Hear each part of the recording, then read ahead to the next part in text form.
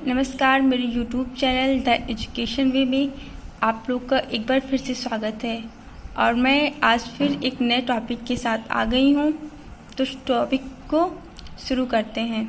आज बात करते हैं प्राचीन भारत की इतिहास की। स्रोतों के आधार पर इतिहास को 3 भागों में बांटा गया है। प्रागैतिहासिक काल, जिसमें लिखित साक्ष्य नहीं मिले हैं, अर्थात वो काल तो महत्वपूर्ण है, लेकिन उसमें ऐसा कोई लिखित साक्ष्य नहीं मिला है जिसके आधार पर हम उसका विस्तार के साथ उसको जान सके। और दूसरा है आद्य ऐतिहासिक काल। लिखित साक्ष्य तो हैं पर उन्हें पढ़ा नहीं जा सकता। आद्य ऐतिहासिक काल में फर्क इतना है कि इसमें लिखित साक्ष्य तो मिले हैं लेकिन उनको पढ़ा नहीं जा सकता। जब उन्हें पढ़ नहीं सकते तो उनको हम और अच्छी तरह से जान भी नहीं सकते। और तीसरा है ऐतिहासिक काल। इसमें लिखित साक्ष्य उपलब्ध मिले हैं, तो हम तीनों को कंपेयर में ऐतिहासिक काल को ज़्यादा अच्छे से समझ सकते हैं। और प्रागैतिहासिक काल को पाषाण काल भी कहते हैं, और आद्य ऐतिहासिक काल को हड़प्पा सभ्यता भी कहते हैं, और ऐतिहासिक काल को जो वैदिक काल से आगे है उसे कहते हैं। और बात करते हैं प्रागैतिहासिक काल की। 1820 में जॉर्गेनस जॉनसन ने इसे पाषाण काल, कांस्य युग, लौह युग में बांटा है। अर्थात जॉर्गेनस जॉनसन ने इसे पाषाण काल भी कहा है, कांस्य युग भी कहा है और लौह युग भी कहा है। भारतीय पुरातत्व के जनक अलेक्जेंडर कनिंघम हैं। और पाषाण काल को 3 भागों में विभाजित किया गया है।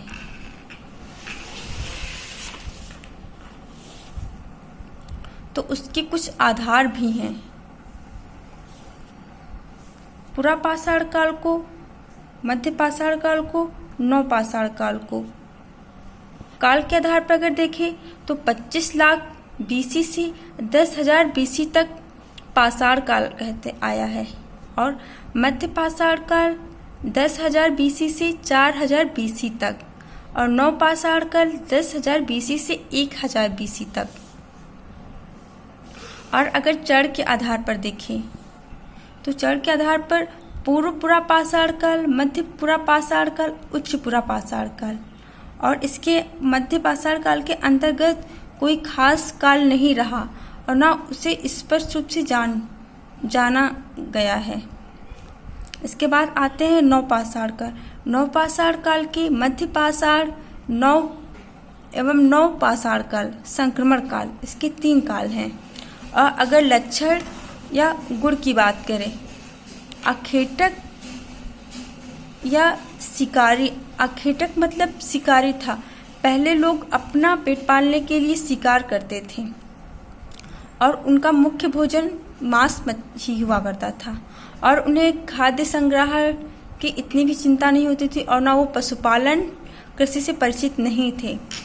और मध्य पाषाण काल में संग्रहण को पशुपालन की शुरुआत करते हैं। धीरे धीरे अखेटक खाद्य अर्थात उसमें पशुओं के पालने की शुरुआत करते हैं। और नवपाषाण काल में कृषि पशुपालन की शुरुआत, समान स्थायी निवास प्रारंभ, अर्थात इसमें इन लोगों ने पशु पालना सीख लिया था और पशु पालने की वजह से अपना एक स्थायी निवास भी करने लगे थे। और अगर औजार की बात करें तो क्वार्टजाइट, सल्क, ब्लेड आदि इस पत्थर को अपना ये मुख्य औजार बनाते थे पूरा पाषाण काल में। और मध्य पाषाण काल में माइक्रोलिथ, सूक्ष्म पत्थर के आदि थे इस पत्थर के। और उससे नवपाषाण काल में स्लेट से बने हुए हथियार का प्रयोग करते थे। और अगर इनकी महत्वपूर्ण स्थानों की बात करें तो अतिरमपक्कम जो तमिलनाडु है उस, और हथनोरा मध्य प्रदेश से, उसमें से मानव खोपड़ी के प्रथम साक्ष्य मिले हैं। तो वहीं से पता चलता है कि यहाँ पर कोई पहले मानव सभ्यता भी हुआ करती थी। और उसके बाद भीमबेटका जो कि मध्य प्रदेश में है, और वह नर्मदा घाटी से चित्रकारी के प्राचीनतम साक्ष्य मिले हैं, जिनसे ये अंदाज़ा लगाया जा सकता है कि वहाँ पर कोई प्राचीन सभ्यता पहले थी और चित्रकारी भी उस समय प्रचलित थी।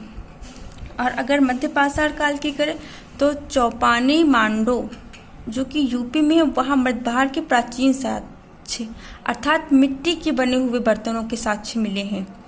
और सरायन हराय में जो कि यूपी में है, और बागौर राजस्थान में, आदमगढ़ एमपी में पशुपालक के भी कुछ साक्ष्य मिले हुए हैं। और बुर्जहोम जो कि कश्मीर में है, वहाँ गर्तवास कब्र में मालिक के साथ कुत्ते का प्रमाण मिला है। अर्थात इससे ये पता चलता है कि उस काल में मानव का प्रिय जानवर कुत्ता हुआ करता था। गुफा कराल जो कि कश्मीर में है, और चिरात जो कि बिहार में है। कोल्डी हवा यूपी में चावल का प्रथम साक्ष्य के अवशेष अगर मिले तो कोल्डी हवा में जो कि नवपाषाण काल में है।